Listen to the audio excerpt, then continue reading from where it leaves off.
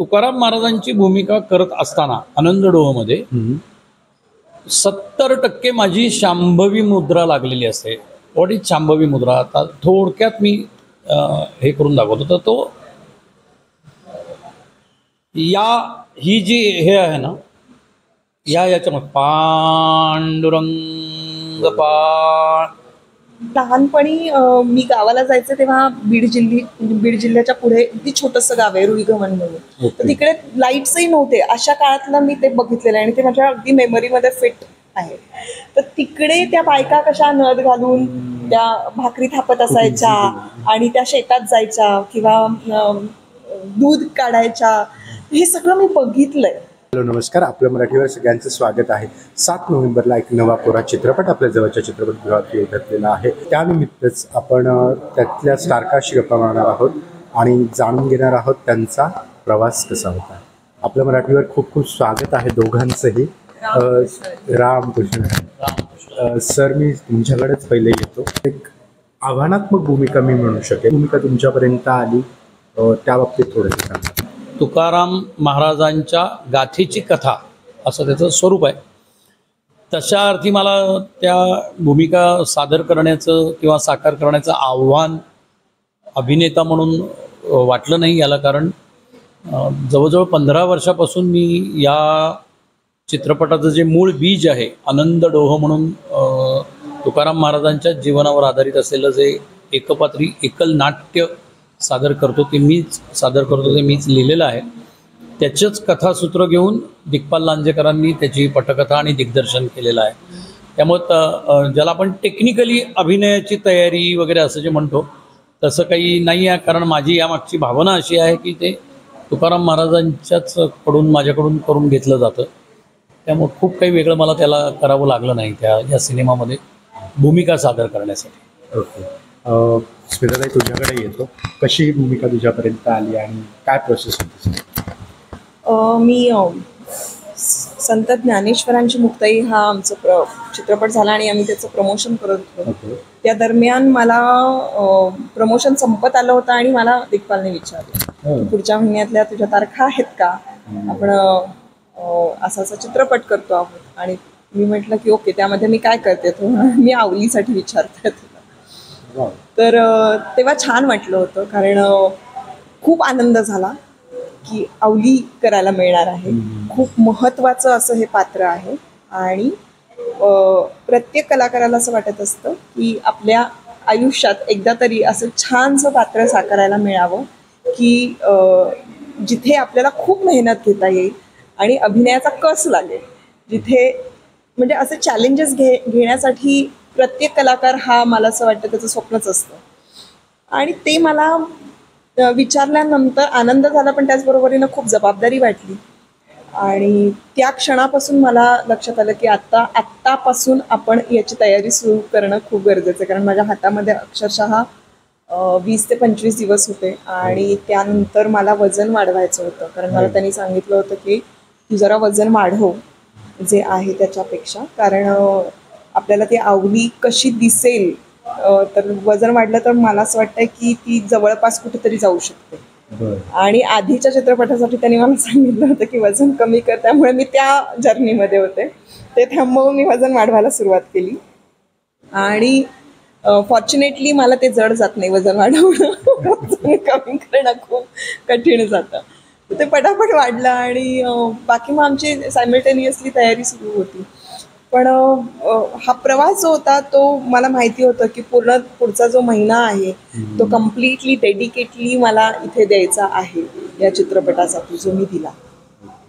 Sir, परत तुमच्याकडे रंगभूमीवरचं एक वेगळं पॅटर्न असतो, फॉर्मॅट असतो. चित्रपटामध्ये 75 mm स्क्रीनवर एक वेगळा कॅमेरा. तर जेव्हा तुम्ही चित्रपटामध्ये काम करत होतात, वेगळं असं काही तुम्हाला जाणवलं का की नाही बाबा ही गोष्ट चॅलेंजिंग झाली बाबा, हे जेव्हा कॅरेक्टर मी प्ले करत होतो, असं काही? दोन माध्यमांमधला फरक एक आहे की एक सलग प्रयोग करणं आणि त्याच एका सलग प्रयोगाचे 18 दिवसात छोटे तुकडे करणं. हे बेसिक त्याच्यातलं हे होतं की 1 तास 20 मिनिटं सलग तुकाराम महाराज सादर करणं किंवा आवली दोन्ही कॅरेक्टर त्या एकल नाटक असल्यामुळे दोन्ही कॅरेक्टर मीच सादर करायचो, त्यात करतो म्हणजे अजूनही. आणि त्याला असलेलं थेट प्रतिक्रिया म्हणजे प्रेक्षकांची प्रतिक्रिया ह्या नाटकामधला आणि सिनेमामधला सगळ्यात मोठा फरक असतो की तुम्हाला थेट प्रतिक्रिया ही सिनेमात मिळतच नाही. अनलेस अँड अंटिल तुम्ही त्या कार्यक्रमाला शोला जाऊन बसल्याशिवाय तुम्हाला कळत नसतं. आणि त्यावेळेला समोर काय होतंय ते त्या दिवशी झालेलं असतं शूट केलेलं, ते आत्ता त्याची प्रतिक्रिया काय ती एका अर्थी शिळी प्रतिक्रिया असते किंवा शिळ्या गोष्टीवरची प्रतिक्रिया दिली जात असते जी की नाटकात लाईव्ह असते. त्यामुळे मला सादर करताना या गोष्टीचे हे होत होतं की समोरनं प्रतिक्रिया कळत नव्हत्या कशा होणार आहेत. आणि आणखीन एक गोष्ट की ज्याच्यात कॅमेरा मीडियामध्ये क्लोज असणं, मिड क्लोज असणं, टाईट क्लोज असणं, ह्याच्यामध्ये माझा चेहरा कसा असणार आहे किंवा कसा दिसतोय याबद्दल पहिलं काही वेळ मी म्हणजे अगदी शूटिंगच्या पहिल्या दिवशीतल्या पहिल्या 2 तास मी खूप कॉशियस होतो, जे की नंतर नव्हतो एवढा. पण मला त्या माध्यमांतराचा तेवढा मला फक्त हे होतं. आणि नेमकं पहिल्या दिवशीचा पहिला शॉट असा होता की सीनमधला हे असा होता की उघड्या अंगाने आवली मला घाटावरनं उचलते आणि तरा गावातनं ओढत आणून घरामध्ये कोंडते. तर त्यामुळे एक तर दोन्ही कला एकटं करण्याचा अनुभव आणि दुसरा को ॲक्टर आपल्याबरोबर आपल्याच पत्नीची भूमिका करतानाचा अनुभव, जे की दोन्ही मीच करत होतो. ते जेव्हा दुसरं कोणीतरी त्याच्या प्रतिक्रिया कशा असणार, त्याची इनॅक्टमेंट कशी असणार, या सगळ्याच्या बाबतीत जरा पहिल्यांदा मी कॉशियस होतो. पण नंतर मी जसं म्हणलो तसं की तेच माझ्याकडनं करून घेत असतात ही भावना असल्यामुळे मग मी फ्रिकआउटली करायला लागलो. पण तरी तो 2 याच्यामधला फरक मात्र मला शेवटपर्यंत जाणवत राहिला की समोरचे लगेचच्या लगेच रिॲक्ट होणं आणि आपल्याला काय रिॲक्शन होणार आहे हे माहीतच नसणं, हा जो एक फरक असतो तो तेवढा जाणवत राहिला. त्या बाबतीत मात्र दिग्पालनी मला वेळोवेळी हे केलं की नाही ते म्हणजे मी प्रत्येक वेळेला कॉशियस होऊन विचारत होतो की कसं वाटतंय. मुळात शेवटी नाटकाचं एक असं असतं की नाटकात प्रेक्षक मेक बिलीव्ह करतात की आता समोर होत असलेली कॅरेक्टर ही तुकाराम महाराजांची आहे. चित्रपटामध्ये मेक बिलीव्ह हा आहेच नाही आहे, कारण तंत्र तुमच्या मदतीला जेव्हा असतं तेव्हा जास्तीत जास्त तुम्ही त्या भूमिकेच्या किंवा त्या पात्राच्या जवळ जाण्यासारखे दिसलाच पाहिजेत, हे सगळ्यात महत्त्वाचं असतं. तर त्या बाबतीत मी थोडा कॉशियस होतो. सादरीकरणात नव्हतो, म्हणजे संवाद म्हणण्यामध्ये असेल किंवा त्या प्रसंगातला अभिनय असेल त्याच्यामध्ये एवढा कॉशियस नव्हतो. यातल्या या ज्या तांत्रिकता आहेत त्या बाबतीत मात्र मी होतो. म्हणजे अगदी अनुभव सांगायचा झाला तर मी जेव्हापासून माझे केस पांढरे व्हायला लागलेले आहेत तेव्हापासून कधी कलर केलेला नव्हता त्याला, तशाच भूमिका मिळत गेल्या. त्यामुळे ते जे सोकॉल्ड मेंटेनिंग असतं ते मी कधीच करत नव्हतो. ते ह्यात मला पूर्ण काळे करणं आणि मिशी पण काळी करणं, रादर मिशी तर उडवावीच लागली होती कारण तरुणपणाची मिशी वेगळी होती आणि हे सगळं होतं. तर त्या बाबतीत जरा या आहारी अभिनयाच्यामुळे मी जरासा कॉशियस होतो मात्र, आणि तो पहिल्या सीनच्या बाबतीत. पण नंतर त्यातनं बऱ्यापैकी हे झालो मी. श्रद्धाताई तुझ्याकडे कळत होतं, आवलीची भूमिका तू साकारली आहेस, जेव्हा साकारत होतीस काही वेगळं असं त्याच्यात तुला म्हणजे काय म्हणतो ना आपण तयारी करणं असं ती करावी लागली का? आणि दुसरा प्रश्न हा आहे की आवलीचे असे कुठले गुण तू तुझ्या पर्सनल आयुष्यात तुला असं वाटतं की नाही मला हे इम्प्लिमेंट केलं पाहिजे आणि कुठेतरी मिसिंग? हां, तयारी करावी लागली मला. जसं की यामध्ये तो त्यावेळेचा जो काळ आहे त्यामध्ये त्या बायका किती सहज रीतीनं कामं करत होत्या. काम करण्याची मुळात ना खूप नीटनेटकं आणि व्यवस्थित राहण्याची सवय असते आपल्याला, आणि तो नाजूकपणा थोडासा आहे माझ्यामध्ये. तर तो जरा बाजूला करून तिचं उभं राहणं म्हणा, चालणं म्हणा, त्याच्यामध्ये एक वेगळी एनर्जी आहे, त्यामध्ये एक फणकार असल्यासारखं आहे ते. आणि त्या काळातलं जे जात्यावर दळणं आहे किंवा मग कपडे धुणं आहे, तर कपडे धुताना सुद्धा आपण कधी खाली बसून 2 पायांवर असे कपडे धुतलेले नाहीये, तर ते कधी असं वाटायला नको की आपण या कॅरेक्टरसाठी म्हणून कपडे धुतोय, असं नको ते वाटायला. ते आपण आवली म्हणूनच ते दिसले पाहिजे. किंवा मग बऱ्याच ठिकाणी असं आहे की शेण सारवायचं होतं, तर ते सुद्धा. तर ह्या सगळ्या गोष्टी, ह्या ॲक्टिव्हिटीज आहेत ना, या ॲक्टिव्हिटीजमधून जसं की एखादं पात्र उभं करण्यासाठी जसं सर आता म्हणाले की तुम्ही तिथे मेक बिलीव्ह हा काही मुद्दा नसतो, ते तुम्हाला ते तसं ते दाखवावं लागतं. खरं. त्यामुळे आर्टचं काम पण तेवढंच असतं की तो तुम्हाला ते तुकारामांचं घर, ते पांडुरंगाचं त्यांचं ते तिथलं दालन, हे सगळ्या ज्या गोष्टी आहेत ना, ह्या जशाच्या तशा दिसल्या पाहिजेत, प्रत्येक फ्रेममध्ये त्या दिसल्या पाहिजेत. आवली म्हणून सुद्धा माझी वेशभूषा, माझं काय म्हणूया मेकअपसाठी घेतलेली जी काही मेहनत आहे, साडी नेसण्याची जी पद्धत आहे, म्हणजे नऊवारी साडी मी नेसली नाही आहे कधी, तर मी नेसली आहे, मी बऱ्याच कॅरेक्टरसाठीच नऊवारी साडी नेसली, पण या कॅरेक्टरची रिक्वायरमेंट वेगळी आहे. म्हणजे त्यासाठी तो ओबडधोबडपणा हवाय, ती काम करून मग बाहेर आली आहे, त्या तिच्या घरातून अशीच ती साडी नेसलेली आहे. त्याचा पदर, त्याला मी कुठेही पिन लावली नाही, ती 100 वेळा पडत होती. मग ते गाणं करत असताना ते 100 वेळा पदर पडत होता, पण तो पदर पडल्यानंतर तो सावरायचा कसा, आणि तो सावरताना तो आत्ताच्या सारखा नाजूकपणे सावरायचा नाही. त्या बायका कशा सावरत असतील, हे असे छोटे मोठ्या गोष्टींचा विचार होता मागे. त्याच्यासाठी काही गोष्टी बघितल्या मी आणि तसं करण्याचा प्रयत्न केला की जेव्हा मी भाकरी थापत असेल आणि त्यावेळेला पदर खाली पडतो, तर त्यावेळेला तो पदर कसा वरती घ्यायचा, ह्याच्यासाठी सुद्धा थोडासा अभ्यास म्हणण्यापेक्षा एक ऑब्झर्वेशन. आणि माझ्या नशिबानं काय की लहानपणी मी गावाला जायचे तेव्हा बीड जिल्ह्याच्या पुढे अगदी छोटंसं गाव आहे रुईगव्हाण म्हणून, तर तिकडे लाईट्सही नव्हते. अशा काळातलं मी ते बघितलेलं आहे आणि ते माझ्या अगदी मेमरीमध्ये फिट आहे. तर तिकडे त्या बायका कशा नथ घालून त्या भाकरी थापत असायच्या आणि त्या शेतात जायच्या किंवा दूध काढायच्या, हे सगळं मी बघितलंय. तर ते कसं असतं बघ कलाकाराचं की ऑब्झर्वेशन्स हे कुठले कसे कामी येतील हे सांगता येत नाही. तर ते मला ते आठवतात, ती चित्र अशी माझ्या मेमरीमध्ये इतकी फिट होती ना, तर मला खूप असं वाटतं की माझी आजी कशी दिसत होती तशी मी दिसायला हवी. मी माझ्या आत्ता आजीला म्हणते की मी खूपशी तुझ्यासारखी दिसली फिल्ममध्ये, कारण तू चिडल्यानंतर कशी असशील, तरुणपणी कशी दिसशील, ते तुलाच असं वाटेल की अरे मी अशी दिसायची, तर अशी दिसलीये मी. आजीने फर्स्ट लुक वगैरे पाहिला नाही बघितलंय अजून नाही. तिला म्हणाले आणि मुद्दाम काही बघू नकोस, आता फिल्म बघायला येणार. आणि पर्सनल लाईफमध्ये काय तुला असं वाटतं की गोष्ट ती इम्प्लिमेंट केली पाहिजे आवलीमधली?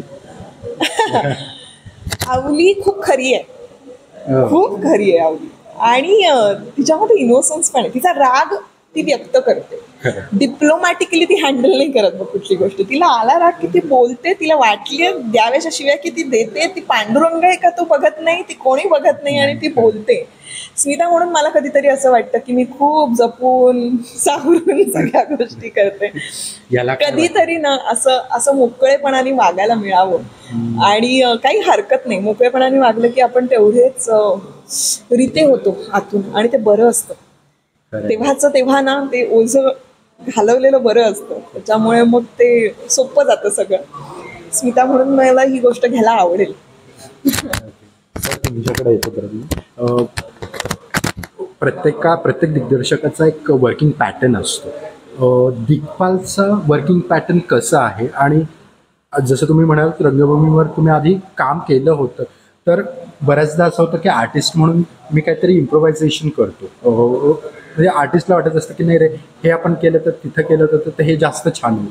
तर तशी काही दिग्पाल दादांनी तुम्हाला मुभा दिली का, आणि तसं काही तुम्ही केलं काही? नाही, पूर्ण मुभा दिलेली होती. रादर त्याला तो इन्स्पायर्डच त्या आनंद डोहमुळे झालेला असल्यामुळे ह्या सिनेमा करताना, त्यामुळे त्यांनी मला म्हणजे एका अर्थी असं होतं की हे तुम्हाला काय हवं असेल ते करा. तरी त्यातली एक मी हे सांगतो, म्हणजे आता कधीतरी माझं हे निमंत्रण समज की सिनेमा तर बघच, पण त्यानंतर आनंद डोहचा जेव्हा प्रयोग बघशील त्यावेळेला मी आत्ता काय सांगतोय ते तुला त्यावेळेला येईल. काय होतं, तो एक पूर्ण आध्यात्मिक बेस असलेला नाट्यप्रयोग आहे. खरं, त्याच्यामध्ये काही योगक्रिया केल्या जातात, काही हस्तमुद्रा आहेत. तर तुकाराम महाराजांची भूमिका करत असताना आनंद डोहमध्ये 70% माझी शांभवी मुद्रा लागलेली असते. व्हॉट इज शांभवी मुद्रा? आता थोडक्यात मी हे करून दाखवतो. तर तो ही जी हे आहे ना, याच्यामध्ये पांडुरंग तर हे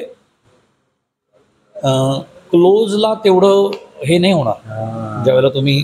तर मला दिग्पाल वारंवार ज्या वेळेला मी ह्याच्यात जायचो त्यावेळेला दिग्पाल मॉनिटरवरनं माईकवरनं हे सांग, सर डोळे उघडे असणार आहेत, सर डोळे उघडे असणार आहेत. हे ज्याला रोखणं म्हणतो आपण, त्या तुरीय अवस्था असं त्याला म्हणतात योगाच्या ह्याच्यात. त्या तुरीय अवस्थे, कारण जवळजवळ 70% हे महाराज त्या ह्याच्यातच असायचे. म्हणजे मी सादर करताना मी तो बेस घेतलेला होता. तर हे त्यांनी रोखणं ज्याला आपण म्हणतो की त्या ह्याच्यामधनं हे करणं. आणि त्याचबरोबर त्यांनी हेही सांगितलं की फ्रेम मी सर अशी लावलेली आहे की तुमचे जे काय हे असतील मुद्रा आणि जे बंद लावणार आहात ते लावा, ते होऊ देत, मला ते हवं आहे त्या ह्याच्यामध्ये. तर ते तसंच्या तसं त्यांनी, तर ते स्वातंत्र्य त्यांनी मला पूर्ण दिलेलं होतं. दिग्पालच्या दिग्दर्शनाच्या बाबतीतलं मला एक महत्त्वाचं सांगायचं आहे, कारण आज तो दुसऱ्या एका चित्रीकरणात असल्यामुळे, की दिग्पालचं दिग्दर्शन हे दिग्पाल इज ऑन मिशन. दिग्पालचं दिग्दर्शन हे एक मिशन आहे. त्यांनी जे ठरवलेलं आहे, काही जण स्वप्न बघतात, काही जण ध्येय गाठतात. तर मला असं वाटतं की दिग्पालनी एक ध्येय ठरवलेलं आहे की आपल्याला शिवाजी महाराजांवरचे 8 चित्रपट बनवायचे आहेत, आपल्याला आता संतपट बनवायचे आहेत. सो तो एका मिशनवर असलेला डिरेक्टर आहे आणि त्याला त्याची जबाबदारी पूर्ण माहिती असल्यामुळे याच्यातही पटकथा लिहिताना पटकथेमधले काही संदर्भ किंवा तो ससंदर्भासहित सिनेमा बनवतो. म्हणजे असं नाही आहे की काहीतरी बनवलं मग हे आमचं क्रिएटिव्ह फ्रीडम होतं असं तो म्हणत नाही. तो त्यातल्या प्रत्येक याच्यावरती कोणी काही हे केलं तर त्याच्यावरती त्याचं प्रत्येकावरती उत्तर असतंच किंवा त्याच्याकडे त्याचे संदर्भ सगळे असतात. इतका तयारी करून तो पटकथाही रचतो आणि त्याच्यावरचा सिनेमाही बनवतो. सो त्याच्याबरोबर त्यामुळे काम करत असताना आम्ही सगळेच मिशनवर असल्यासारखेच काम करत असतो. वी आर ऑन मिशन, की आम्हाला आमच्या माध्यमातून तुकाराम महाराजांचे विचार हे या चित्रपटाच्या माध्यमातून लोकांपर्यंत पोहोचवायचे. तुमच्या पर्सनल लाईफमध्ये म्हणजे तुकारामांचे सगळेच अभंग आपल्याला टप्पोटप्पी आयुष्यात कुठेतरी इम्प्लिमेंट झालेले दिसतात. पण असा एक अभंग किंवा ओळी मी म्हणेन की ज्या तुम्हाला वाटतं की खरंच खूप रिलेट होतात आणि म्हणजे तुमच्या पर्सनल लाईफमध्ये, आणि त्या म्हणजे तुम्हाला कधी पण डिप्रेस वाटलं की डिप्रेस म्हणण्यापेक्षा कधी लो वाटलं तर तुम्ही त्या अभंगांचा विचार करता?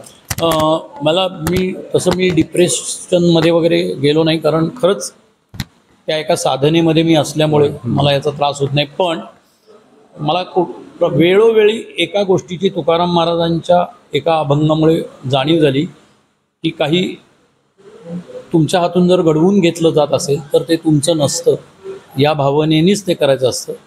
तर म्हणजे तुकाराम महाराजांचा हा जो अभंग आहे, करीतो कवित्व म्हणाल हे कोणी नव्हे माझी वाणी पदरची, माझी या युक्तीचा नव्हे हा प्रकार, मज विश्वंभर बोलवितो, काय मी पामर जाणे अर्थवेद, वदवी गोविंद तेची वदे. जे काही बोलून घेतोय, जे काही लिहून घेतोय, जे काही करून घेतोय ते पांडुरंग करून घेतो आहे. तुझ्याकडे येतो स्मित. जेव्हा म्हणजे सरांबरोबर बरेचसे असे फिल्म्स म्हणजे एकत्र चित्रित झालेलं आहे, सरांचं वर्किंग स्टाईल तुला कसं वाटलं आणि त्यांच्याकडनं तू काही शिकलीस? सरांबरोबर पहिली गोष्ट तर योगेश सरांबरोबर काम करायचं याचं दडपण मला आलं होतं. मला असं वाटत होतं की त्यांनी इतकी वर्ष ज्या नाटकावर एवढं काम केलं आहे, त्यांचं स्वतःचं लिखाण आहे, त्यांचे संवाद आहे, त्यांनी आवली केलेली आहे. म्हणजे ते एकलनाट्यामध्ये दोन्ही पात्र साकारत होते, तेच त्यांच्यासमोर करायचं हे अवघड आहे आणि त्याचं दडपण मी माझं घेतलं होतं. पण अगदी मनापासून सांगते की पहिल्या शॉटपासून मला ते दडपण नंतर जाणवलं नाही. म्हणजे जे काही दडपण होतं ते आधी होतं. त्यांच्याबरोबर सीन देताना मला ते कधीही आलं नाही, कारण ते इतके पॉझिटिव्ह वाईब्स ते देतात. मुळात ते अध्यात्माच्या जवळ असल्यामुळे मला असं वाटतं की त्यांना ते मुळात तो ना ती फ्रिक्वेन्सी क्रिएट करणं जे असतं ना, त्यांच्या आजूबाजूला ती फ्रिक्वेन्सी क्रिएट होते, ऑरा तो क्रिएट होतो. त्याच्यामुळे त्यांच्यावर खूप कम्फर्टेबल कायम वाटतं. इतकं काम केलंय त्यांनी, आम्ही लहानपणापासून बघतोच आहोत, पण तरी सुद्धा असं कुठेही टेन्शन येत नाही. आणि त्यामुळे काय होतं की बऱ्याचदा असं टेन्शन आणि दडपण घेतलं ना की हे एकतर कॅरेक्टर असं होतं की ते इतकं मोकळं असायला हवं होतं. जर का मी ते दडपण घेतलं असतं तर ते कुठेतरी दबलं गेलं असतं आणि मला जे हवं ते मला करता आलं नसतं. पण मी ते मनमोकळेपणाने करू शकले याचं श्रेय सरांना जातं, कारण त्यांनी मला ते कधी दडपण येऊ नाही दिलं. त्या फ्रेममध्ये असल्यानंतर मला ते संत तुकारामच वाटायचे आणि मला आवली मी आहे हे बिलीव्ह करायला त्यांनी मदत केली खूप जास्त. सो त्यामुळे त्यांच्याबरोबर काम करण्याचे खूप छान अनुभव होता. आणि मी आत्ताच सरांना म्हटलं की तुमच्याबरोबर मला नाटक पण करायचं आहे, तर मला तुमच्या दिग्दर्शनाखाली म्हणा किंवा त्यांच्या बरोबर, कारण अशा पद्धतीचे कलाकार जर समोर असतील ना तर आपल्यातल्या बऱ्याच गोष्टी बाहेर यायला मदत होते. खरं एक ब्रह्मानंदी टाळी हो, ती म्हणजे ते जे अनुभवतात, ते जे करतात, ते बघता बघता आपण शिकत असतो. असं काही बसून आपल्याला कोणी शिकवायची गरज नसते. तुम्ही त्या सानिध्यात गेला की आपोआप तुमच्यामध्ये ते यायला लागतं आणि ते येऊन गेलं की मग आपल्याला कळतं की अरे आपण ही गोष्ट करून गेलो आणि याचं कारण कुठेतरी समोरची व्यक्ती असते.